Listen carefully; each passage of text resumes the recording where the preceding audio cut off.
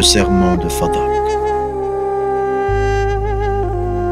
Lors de son passage dans ce monde, le saint prophète, sallallahu alayhi wa sallam, a fait don d'un morceau de terre appelé Fadak à Dame Fatima al-Zahra alayhi salam. Cependant, après le décès du saint prophète, sallallahu alayhi wa sallam, cette terre lui a été enlevée de force par le gouvernement, sous prétexte que le prophète, sallallahu alayhi wa sallam, n'a pas laissé d'héritage.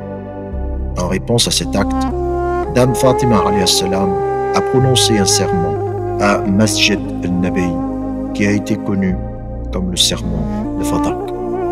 Ainsi, lorsqu'Allah le Tout-Puissant a exalté son prophète de ce monde périssable vers la demeure de ses prophètes et de ses élus, les épines de l'hypocrisie se sont manifestées en vous. Satan a levé sa tête au lieu de sa dissimulation, vous invitant vers lui-même le mal. Il a incité votre colère et votre rage à cause de la jalousie. Cela vous a amené à arracher les droits d'autrui et à pénétrer dans la source qui ne vous appartenait pas. Loin de vous cette idée. Que vous est-il arrivé?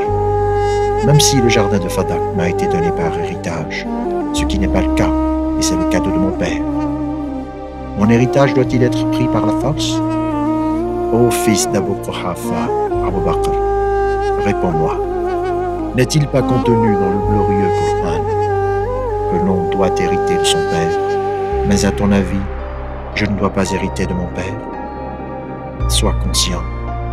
J'ai dit ce que je devais dire, même si je sais que vous ne m'assisterez pas, car ce relâchement de votre part à nous assister s'est inscrit dans votre cœur, votre pratique.